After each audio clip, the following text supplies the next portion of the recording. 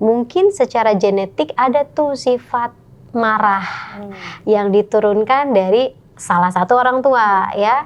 Tetapi gimana caranya keluarga dan lingkungan sosial membangun dia supaya nanti walaupun punya secara genetik sifat marahnya yang diturunkan, tapi dia tetap nih berkarakternya positif. Terus kalau misalnya sehari-hari, misal dia sering banget tuh ngebohong, kan memang ada masanya juga mereka bohong kan. Nah, tapi once kita tahu itu adalah bohong dan itu memang fasenya, kita ngajarin mengenai karakter kejujuran.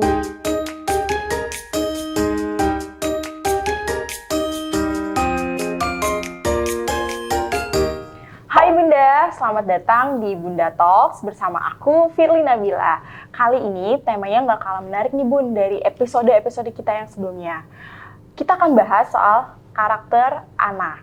Nah, seperti apa sih sebenarnya karakter anak ini, terus jenis-jenisnya apa aja? Lalu sejak kapan sebenarnya karakter anak ini mulai terbentuk?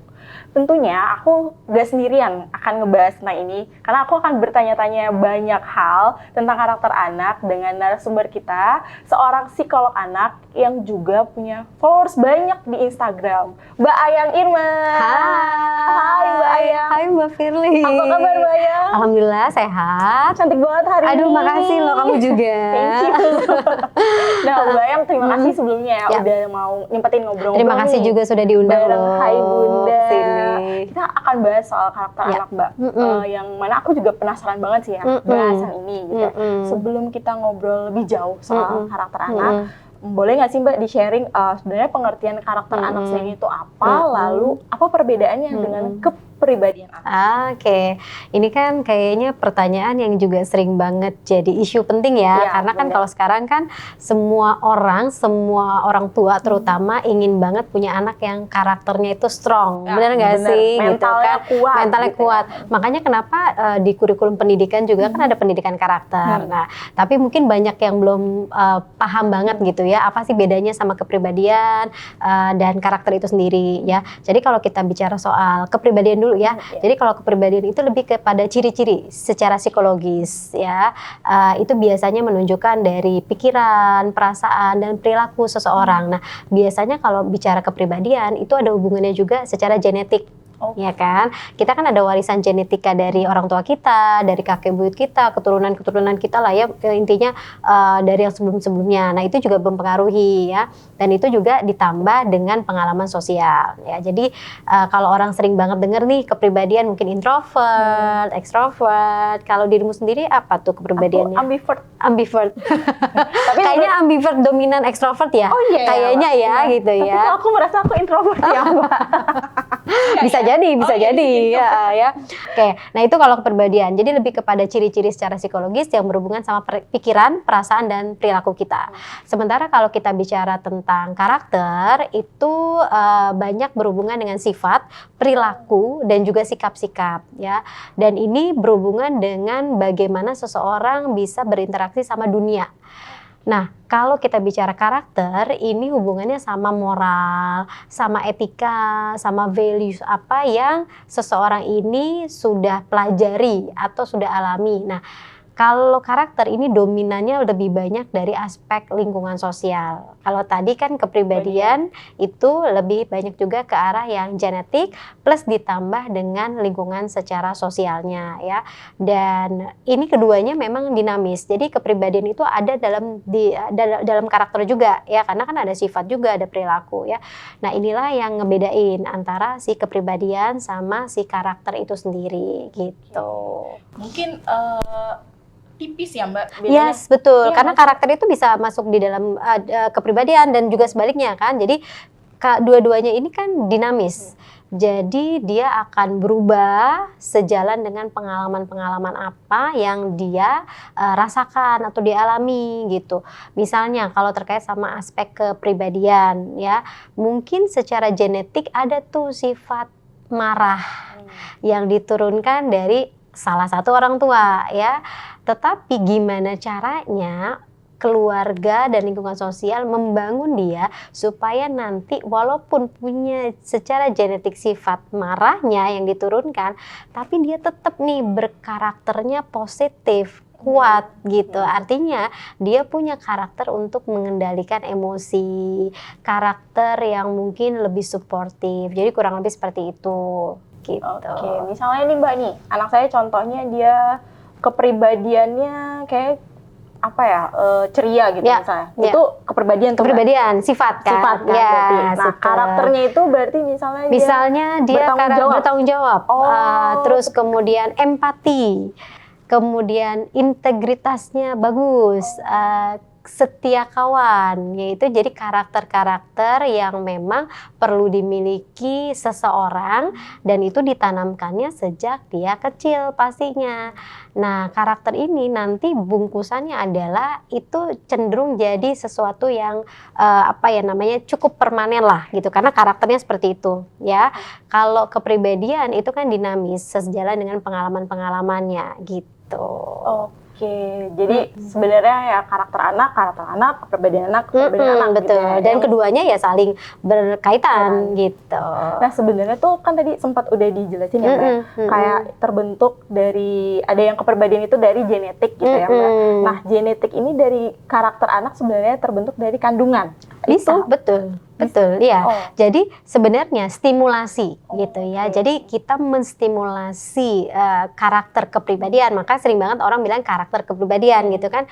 Itu memang sebaiknya sejak dalam kandungan. Maka kenapa pada saat ibu sedang promil ya, bunda-bunda lagi promil, sangat dianjurkan sekali untuk punya stabilitas emosi yang cukup baik karena itu sangat mempengaruhi juga tuh pola-pola sifat dasarnya dia ya.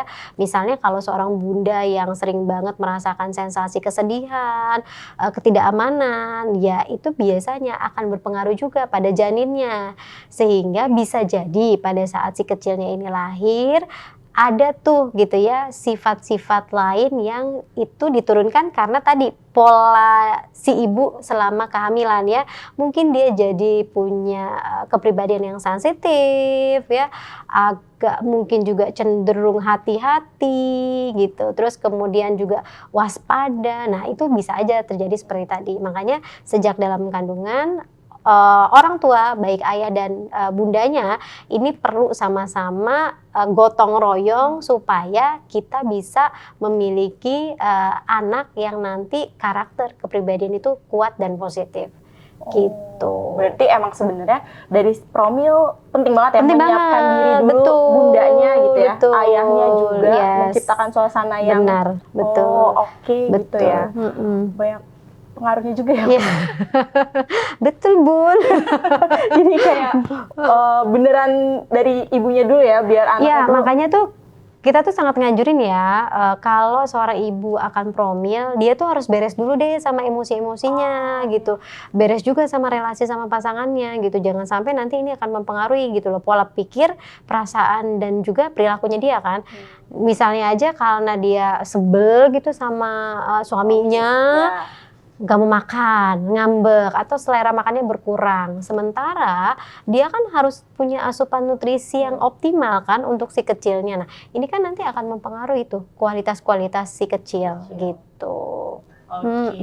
Mbak, sebenarnya kan tadi dijelasin ya, aku taunya kan ada introvert, extrovert, ambivert, dan lain-lain gitu ya. Terus ada juga yang kayak sanguin, flekmatis gitu ya. Nah, itu sebenarnya yang mana kah jenis-jenis kepribadian, yang mana jenis-jenis karakter? Gitu? Ya, itu kan berdasarkan teori-teori yang dikembangkan oleh masing-masing penemu teorinya gitu ya. Jadi kalau kita bicara yang terkait dengan si kepribadian tadi tuh yang berhubungan sama dia apakah sanguin, terus kemudian flekmatis, koleris, atau melankolis, itu adalah tipe-tipe kepribadian yang zaman dulu itu berdasarkan sebenarnya darah gitu. Jadi zaman dulu itu memang ada teori, jadi salah satunya adalah melihat dari tipe-tipe darah gitu ya. Dan ini mempengaruhi ternyata kepada kepribadian dasar. Jadi ini kepribadian dasar ya. Kemudian kalau teori yang introvert, kemudian yang extrovert, ambivert itu dari Jung gitu. Jadi memang beda-beda. Tapi memang kurang lebih itu beririsan sih. Jadi kalau kayak sanguin itu kan memang modelannya miripnya sama dengan yang ekstrovert kan. Dia seneng bersosialisasi, butterfly ya. Jadi sana sini gitu kan, energinya lebih banyak ke aspek sosial ya. Terus kemudian yang ada yang pragmatis juga. Jadi memang macam ragamnya itu berdasarkan teori-teori kepribadian. Nanti kalau kita bicara yang lebih banyak lagi, banyak tuh model teorinya seperti itu gitu. Jadi jenis-jenis karakter anak Ya. tuh seperti itu ya, maksudnya pada umumnya Ya. hampir sama seperti Anak itu. dan nanti bertumbuh dewasa seperti kita kan gitu kan. Nah itu yang akhirnya kita merasa dominannya kita di mana gitu. Contoh nih, mungkin ada anak-anak atau seseorang yang masa dewasa awalnya ngerasa banget aku tuh kayaknya introvert deh mbak gitu ya. Mungkin seperti dirimu ya, misalnya aku tuh kayak introvert gitu kan. Tapi ada introvert yang sosial juga, walaupun dia introvert tapi ternyata dalam beraktivitas sosial dia aman-aman aja, oke-oke aja, ada yang seperti itu. Dan kemudian lama-lama nih setelah dia menemukan ternyata saya arahnya lebih ke ambivert nih gitu kan. Jadi ambivert ini kan dijelaskan juga di teori bahwa ada orang-orang yang nggak murni dominan di extrovert atau introvert. Jadi dia bisa tuh adjustment gitu kan. Tapi ada dominannya, misal ambivert yang dominan introvert. Atau misalnya kayak aku ambivert yang dominan ekstrovert, ada juga yang seperti itu berjalan lah. Jadi sambil dia bertumbuh berkembang berdasarkan pengalaman, dia jadi bisa menemukan. Dan itu penting banget, anak maupun kita yang dewasa tahu benar tuh kita tuh punya karakter kepribadiannya seperti apa gitu. Nah kalau kayak gitu nih Bunda Ayang, gimana caranya kita tahu nih, apa kita mulai mengenali lah si karakter anak kita ini agar cara didiknya tuh sesuai. Oke, kalau kita bicara gimana berarti kan ini hubungannya sama dengan pola pengasuhan ya. Jadi selama dia anak-anak berarti kan dia harus terus distimulasi, harus terus diberikan rangsangan belajar dan pengalaman-pengalaman gitu, kesempatan-kesempatan supaya karakter yang positif dan kepribadian yang sehat ini juga muncul gitu kan. Karena adanya kan gangguan kepribadian. Jadi bukan gangguan karakter kan. Jadi gimana caranya kepribadiannya tetap sehat, karakternya kuat dan positif gitu. Nah, yang pertama yang harus bisa dilakukan orang tua adalah mengamati dulu. Kan tiap anak ini punya perilaku alaminya. Ya, karena tadi kan berdasarkan genetika, berdasarkan macam-macam lah pada saat kita hamil. Nah, jadi kita perlu observasi dulu. Peta dasar dia ini respon-responnya gimana. Ya misal ada anak-anak yang baru dikasih tahu dikit aja gitu ya udah nangis, cengeng misalnya kalau gitu ya. Oh mungkin aja dia ternyata orangnya sensitif, anaknya punya karakter atau kepribadian dasarnya sifatnya itu sensitif. Nah itu kita harus tahu tuh sebagai orang tua ya. Terus kemudian ada anak yang mungkin dia aktif, ada anak yang dia spontan, ada anak yang mungkin dia perlu waktu. Nah itu orang tua juga harus paham. Lalu kemudian berikutnya observasi dan menerima anak dulu nih secara utuh dengan segala ada yang dia punya gitu kan. Jadi jangan anaknya baru 4 tahun terus kita langsung memberikan komentar, kamu tuh ya susah banget dibilangin gitu, nakal banget. Padahal kan hidupnya baru 4 tahun ya bun gitu ya, masih perlu proses tapi sama orang tua sendiri udah dijahat. Jadi merangkul anak dengan alaminya dia seperti apa. Lalu kemudian ada fungsi korektif gitu, jadi ya tugas kita adalah mengajarkan misalnya disiplin cuci tangan, ibadah, belajar. Nah, itu yang akan membentuk karakter disiplin, bertanggung jawab. Nah, gitu kan. Itu jadi stimulus-stimulus tadi tuh. Nah, secara kepribadian dasar kan dia memang sudah ada kan, tapi kita ngebentuk karakternya jadi resilience juga, daya tahannya kuat ya. Bukan yang katanya daya tahannya kayak apa tadi strawberry atau adalah kayak puding jelly ya kan gampang goyang-goyang gitu, rentam. Itu yang kita latih. Jadi membuat mereka seperti tadi. Lalu kemudian ya tadi komunikasi sama anak-anak itu kita perlu komunikasi supaya dia bisa menyerap saran, nasihat, kemudian juga values ya, apa yang boleh, nggak boleh, itu kan berdasarkan perbincangan. Dan yang terakhir kita perlu jadi model perilaku yang positif buat anak. Jadi jangan sampai kita pengen anak kita berkarakter disiplin, kitanya sebagai orang tua, sebagai ayah bunda nggak disiplin. Nah itu nggak bisa tuh, dia mantulin cerminnya tuh dari mana ya, dari orang tuanya. Jadi itu yang perlu kita lakukan untuk bisa menstimulasi karakter kepribadian gitu. Oke, jadi emang pola asuh yang kita terapkan juga ngaruh gitu ya? Sangat. Parenting style ngaruh, kemudian juga ini kalau bicara tentang pengasuhan ya, tapi di layers berikutnya kan yang berhubungan dengan sekolah, teman sebaya, media sosial itu juga sangat mempengaruhi gitu. Oke, sejauh ini lumayan udah mulai masuk nih. Ya, Gimana? udah mulai agak paham ya kan ya Bun ya. Kayak ternyata anakku kalau banyak tanya terus, menjawab terus, emang kenapa nggak boleh? Kenapa harus gini?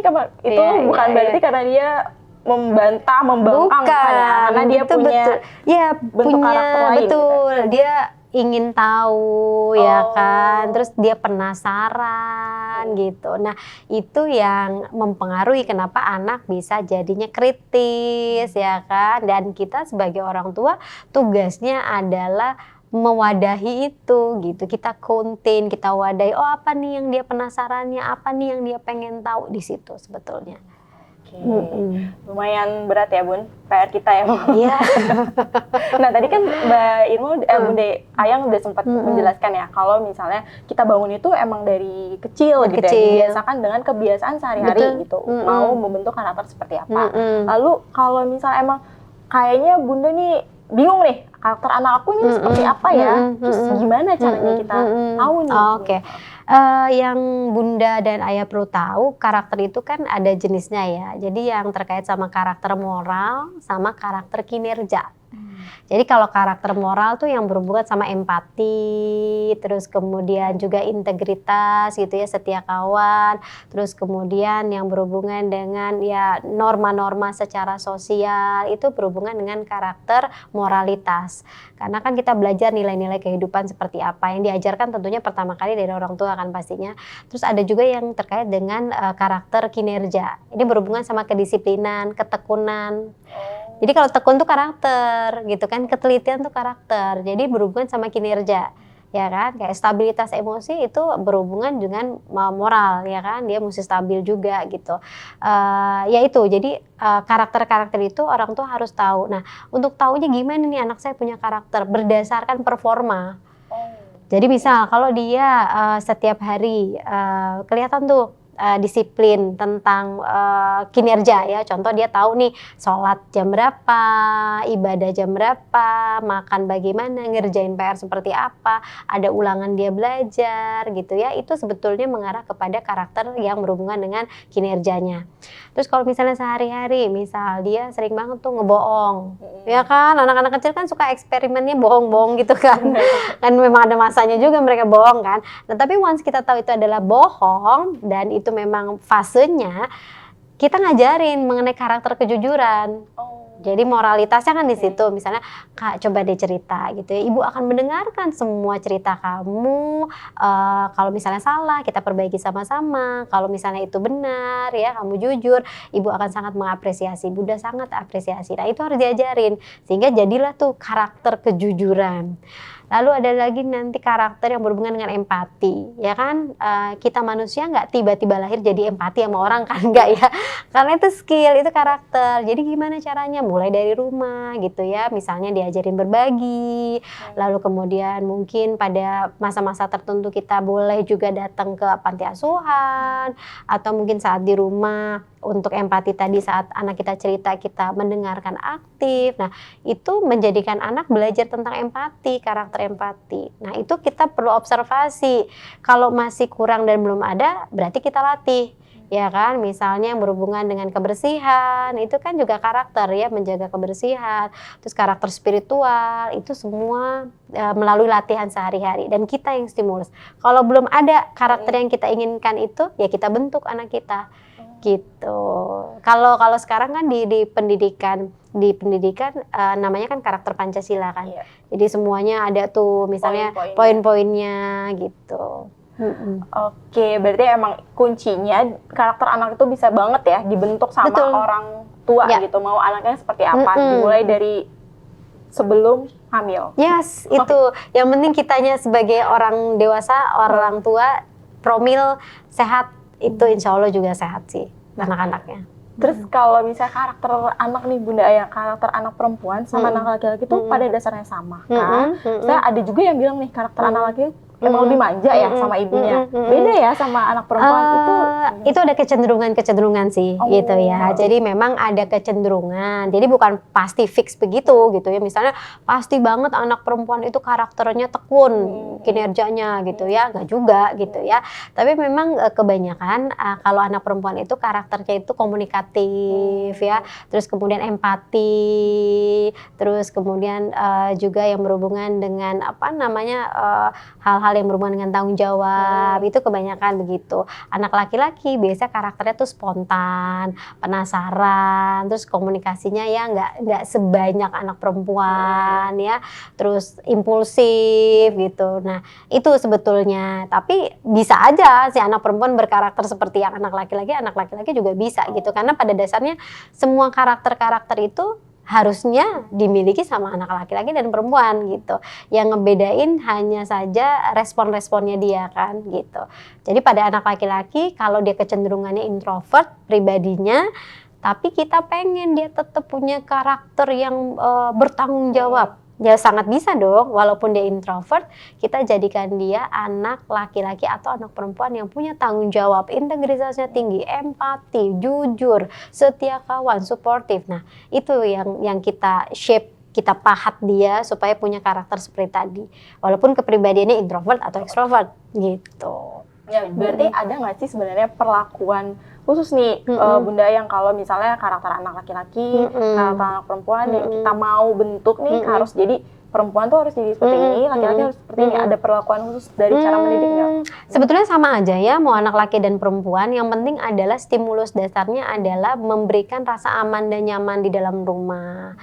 Mau anak laki-laki, anak perempuan, itu yang di dalam rumah itu harus secure, harus nyaman. Jadi apapun nanti yang diajarkan sama orang tuanya, ayah bundanya, baik dia laki atau perempuan, dia tetap bisa menyerap itu gitu. Contoh model perilaku terkait dengan ibadah ya kan, itu kan akan merujuk kepada disiplin, terus mengerti mengenai mana yang boleh dan enggak. Nah itu kan mau anak laki anak perempuan ya orang tuanya harus mencontohkan itu, harus ngajarin itu kan gitu. Jadi treatmentnya sama aja anak laki dan perempuan. Jadi nggak usah terlalu dibeda-bedain ya. Pendekatan personal perlu memang. Misal karena dia anak introvert, oh berarti dia tuh seneng tuh kalau ngomongnya one on one personal. Jadi orang tuanya tuh ayah bundanya nasehatinnya tuh one on one. Kalau anaknya extrovert ya mungkin sambil ngerjain apa, ini segala macam, ada adeknya, kita ngobrol dia nggak ada masalah gitu. Tapi once dia introvert ya values itu atau nilai-nilai moral kita sampaikan secara one on one gitu. Jadi sebenarnya nggak ada bedanya laki-laki sama perempuan, tapi yang beda tuh pola pendekatannya gitu. Anaknya kepribadiannya apa, terus pendekatan kita seperti apa. Ya. Oh gitu. Nah kalau ngomongin karakter anak nih, kadang kan aku juga ya sebagai bunda gitu suka bingung gitu, cocok nggak sih gitu anakku itu masuk di sekolah yang mana ya bunda ya gitu. Sebenarnya ngaruh nggak sih itu karakter anak dengan kita milih sekolah gitu? Iya, salah satu hal yang penting banget pada saat pemilihan sekolah itu adalah memetakan karakter, kepribadian dan juga temperamen si anak kita tuh seperti apa. Misal dia adalah anak yang kecenderungannya aktif, spontan, tentu kita harus memilih sekolah yang banyak sekali kegiatannya ya kan, artinya kegiatan yang positif, misalnya yang eksploratif, yang interaktif. Nah itu kita harus cari tuh sekolah-sekolah yang modelnya demikian gitu ya. Kalau misalnya anaknya modelannya seneng kompetisi ya kan dari kecil tuh kelihatan tuh anak-anak yang alaminya seneng banget tuh kayaknya bawaannya maunya kompetisi aja gitu ya. Ya kita boleh tuh memilihkan sekolah yang memang ada jalur-jalur untuk pengembangan diri terkait dengan lomba-lomba, kompetisi gitu, karena mungkin itu yang dia butuhkan. Terus mungkin ada anak juga yang tipenya nggak bisa tuh kalau di kelas, di lingkungan yang terlalu banyak orang, berarti kita harus memilihkan sekolah yang itu small class, kemudian yang banyak pendekatan personal gitu ya, yang gurunya bisa one on one. Nah itu mungkin seperti itu yang bisa dipilih sama orang tuanya. Karena keberhasilan pendidikan ditentukan pada saat orang tua mengambil keputusan sekolah anaknya di mana gitu. Apalagi kalau udah SD ya, SD kan sekolahnya rentangnya panjang tuh, ya kan, nggak kayak di playgroup ya kan, yang masih main-main banget. Kalau udah di sekolah dasar itu sudah harus punya karakter yang distimulasi dengan optimal terkait dengan tanggung jawab dan disiplin, ketekunan, ketelitian. Nah itu yang harus dimaksimalkan gitu. Jadi ya memilih sekolah salah satunya pertimbangkan temperamen, karakter dasar atau misalnya kepribadian dasar anak gitu. Jadi jangan sampai kita salah milih sekolah yang Betul. Maunya orang tua karena aja. gengsi ya kan, karena gengsi, terus kemudian karena promo, terlibat potongannya banyak gitu. Atau misalnya kakaknya udah di sini ya kan, sibling, adanya gitu ya. sibling dapat diskon lagi gitu. Ada juga yang gitu sih. Berarti kan kalau tadi penjelasannya Bunda Ayang nih ya, sekolah itu berpengaruh banget sama pembentukan karakter anak. Betul. Apalagi di usia SD gitu ya. Di bawah 12 tahun. 12 tahun, 6 tahun gitu. Boleh nggak sih ngasih tips gitu ya, atau ke para bunda dan ayah nih, kalau urutannya gimana sih kalau mau milih sekolah nih yang sesuai dengan karakter anak, apa aja yang harus dipertimbangkan? Iya, kalau memilih sekolah yang pasti pertama itu kan riset ya. Jadi kita tuh harus punya minimal deh 2 atau 3 sekolah yang kita tuju gitu ya. Karena apa, risetnya itu berdasarkan values keluarga kita. Jangan sampai kita memilih sekolah ternyata agak bertolak belakang nih sama values keluarga yang sudah kita coba tanamkan. Kenapa harus ada kemiripan? Supaya anaknya nggak bingung. Jadi pintu values-nya tuh sama, ya kan? Jadi riset dulu mengenai sekolah-sekolah tadi. Kemudian berikutnya adalah mengenai jarak ya. Jarak itu juga perlu dipertimbangkan. Misal kalau kayak kita di kota-kota besar seperti ini ya kan, jarak pendek tapi macetnya ya bun, macetnya panjang gitu kan. Itu juga perlu dipertimbangkan karena fisik itu juga mempengaruhi gitu ya. Terus kemudian tentang kurikulum ya, kurikulumnya mau yang berhubungan dengan apa, pengembangan karakter kah atau yang seperti apa, itu juga perlu untuk di tracing sehingga kita bisa mencocokkan nih, oke, karena kami juga sebagai orang tua ingin ada pengembangan dari sisi karakter anak, maka kita harus menyekolahkan dia sekolah dengan basis ABC, itu harus ya. Lalu kemudian metode belajar, itu orang tua juga harus tahu ya, metode belajar sekolah ini cocok nggak ya sama anak saya yang spontan, impulsif, komunikatif dan sebagainya. Nah itu juga harus dicari tahu. Kemudian observasi ya, kalau aku biasanya nyaranin orang tua untuk ngajak anaknya ke sekolahan tadi di waktu-waktu sekolah itu sedang istirahat. Kita bisa melihat dinamika sekolahan tadi cocok apa enggak dengan karakter kepribadian dasar anak kita.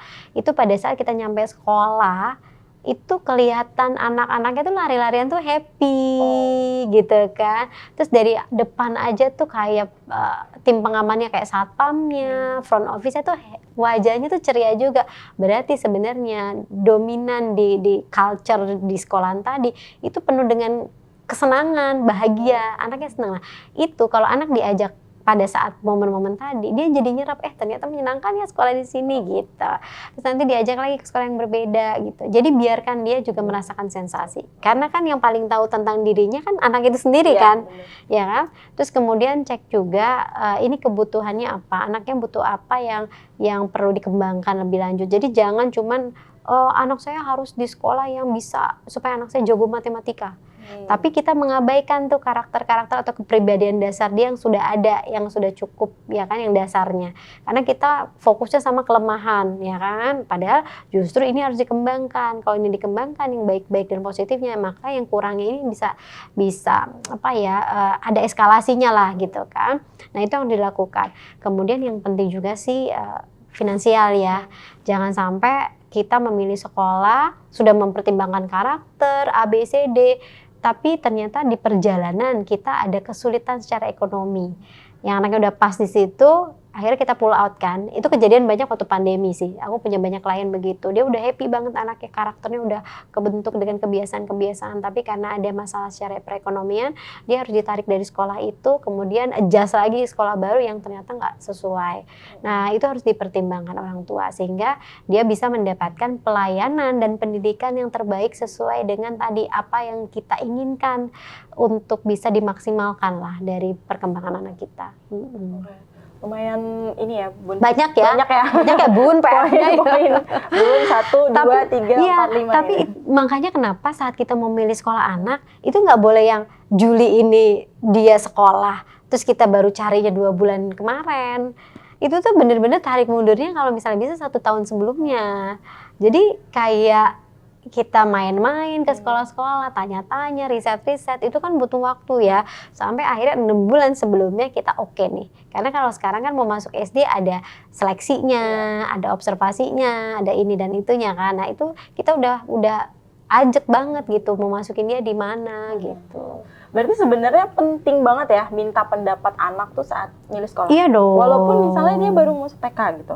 Kadang kan banyak yang bilang gitu ya kayak ngapain sih minta pendapat anak, udahlah ikut kata bunda, bunda yang paling aja. tahu, bunda hidup lebih lama. Jadi nggak usah dengerin anak, bunda aja yang menentukan kamu sekolah di sini. Kamu yang gitu. penting sekolah yang rajin, ya kan? Gitu. Ya kalau since anaknya udah bisa diajak komunikasi karena yang ngejalanin hidupnya kan nanti dia. Bundanya sama ayahnya emang ikut di dalam kelas kan? Enggak, ya kan? Emang bundanya ayahnya ikut dia waktu assembly latihan kan? Enggak gitu kan? Jadi ya memang kalau anak itu sudah bisa diajak ngobrol gitu, ditanyakan pendapatnya, itu juga melatih tuh cara atau konsep berpikir ya, analytics ya. Jadi banyak lah yang bisa didapatkan manfaatnya dengan kita ngajak ngobrol dia soal pemilihan sekolah gitu. Jadi penting ya menghargai walaupun penting. Nanti kalau ada rencana-rencana lagi ditanya-tanyain aja terus anaknya ya kan. Sekali mana gitu. Jadi jangan diabaikan ya Bun pendapat anak gitu ya. Dia punya hak untuk dimintai jawaban. Artinya dia punya hak untuk menyuarakan. Aku nggak suka di sini Bun, di sini tuh kayak ini segala macam. Oke, kalau kita rasa itu karena kekurangan informasi dia nggak paham, ya sudah. Tugas kita adalah menjelaskan, memberikan contoh, memberikan visualisasi, melihatkan dia misal kalau ada video-video kita pertontonkan supaya apa dia jadi punya clarify ya, maksudnya secara pemahamannya iya gitu, jadi dapat insight gitu.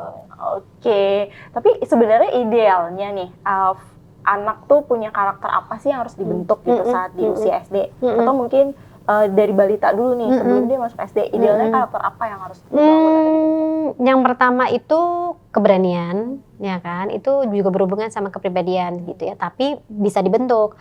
Jadi either dia introvert kah, extrovert kah, dia harus punya karakter kepribadian yang berani gitu ya. Karena dengan itu dia bisa untuk bicara, dia bisa untuk bisa mengungkapkan apa yang ada dalam kepalanya, dia bisa perform ya. Dan itu dimulai dari rumah kan. Berarti kan kita di rumah harus menumbuhkan rasa percaya diri.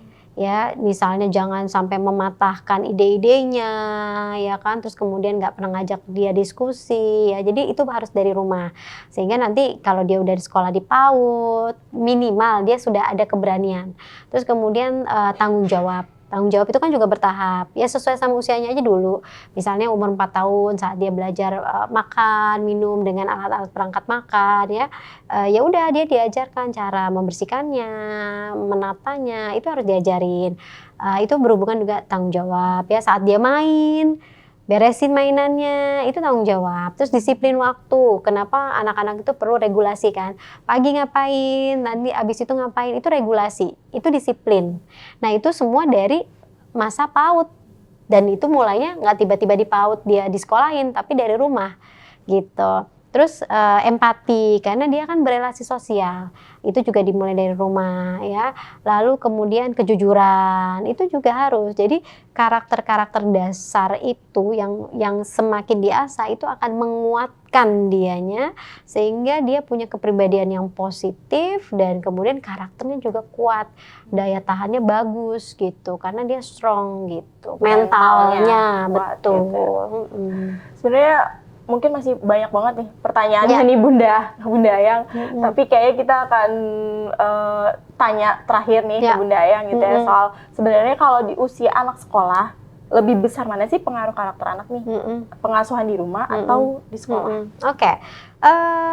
Kalau kita bicara tentang pengasuhan gitu ya, orang tua anak-anak di sekolah kan adalah guru ya. Biasanya semakin lama durasinya itu kan kebanyakan di sekolah. Jadi kalau waktu dia TK, SD, SMP, SMA, biasanya kalau SMA lebih panjang lagi ya. Jadi intinya adalah apapun yang terjadi di dalam dinamika sekolahan tadi, pertemanan, guru, komponen-komponen lain yang di sekolahan itu sangat mempengaruhi gitu karakter kepribadian anak itu seperti apa. Orang tua juga berpengaruh. Jadi makanya kenapa di rumah sama di sekolah itu value-nya harus Sama. ada kemiripan gitu, sehingga si anak ketika mempelajari itu dari sekolahan dia juga dapat itu di rumah atau sebaliknya gitu. Jangan ada perbedaan yang signifikan gitu, sehingga itu akan membingungkan anak. Akhirnya dia punya karakter yang buruk gitu kan. Jadi mungkin jadi suka bohong, ugal-ugalan, nongkrong-nongkrong nggak jelas gitu kan. Jadi memilih sekolah itu sama saja juga dengan membentuk kepribadian anak. Jadi kalau kita sebagai orang tua memilih sekolah sesuai dengan values-nya kita, apa yang kita butuhkan, apa yang kita ingin maksimalkan, maka anaknya jadinya seperti itu. Tapi jangan lupa kita tetap harus komunikasi dengan pihak guru ya di sekolahan gitu untuk tetap memagari anak kita ini tetap ada di dalam koridor yang sesuai dengan nilai moral, etika dan sebagainya. Karena kan guru tetap nggak bisa fully atensi dengan ratusan siswanya kan, sehingga kita memang jadi orang tua harus proaktif gitu kepada pihak sekolah untuk sama-sama diskusi mengenai perkembangan karakter anak kita. Gitu. Seru banget obrolannya Bunda Ayang. Kayaknya emang dari sebelum kita hamil kita udah persiapan diri dulu. Betul. Lalu nanti itu mulai kebentuk tuh karakter anaknya. Milih sekolah seperti apa. Tapi tetap ya balik lagi kuncinya di pengasuhan orang tua. Gitu kan Bunda Ayang? Yes. Oke, ada pesan dan kesan buat Bunda dan Ayah di rumah? Oke, ini buat ayah bunda di rumah yang saat ini sedang dalam proses gitu ya untuk bisa membantu perkembangan anaknya supaya memiliki karakter yang kuat. Pertama, buatku sih yang paling penting adalah jadilah model perilaku positif gitu. Karena biasanya orang tua yang berkarakter kuat itu akan juga memantulkan karakter tadi kepada anak-anaknya ya. Jadi buat ayah bunda semuanya yang ada di rumah, jadi model perilaku yang positif buat anak, terus berikan stimulasi pada anaknya, dan jangan lupa rangkul anak dengan sering berkomunikasi secara terbuka sehingga pesan-pesan moral itu akan tersampaikan kepada mereka dan mereka merasa nyaman bersama orang tuanya di rumah gitu. Menyejukkan hati. Iya, selamat mengasuh ya, Aibun, Bunda, ayah dan bunda. Terima kasih. Sama-sama, Bunda Firly. Ngobrol-ngobrolnya, buat sharing-sharing ilmunya gitu. Semoga bermanfaat untuk bunda dan ayah di rumah. Terus makasih juga untuk bunda dan ayah yang sudah menonton Bunda Talks episode kali ini. Jangan lupa untuk subscribe, like, dan komen. Kira-kira kita akan bahas apa aja ya di episode selanjutnya. Mohon maaf apabila ada salah. Firly Nabila pamit. Sampai jumpa di Bunda Talk selanjutnya.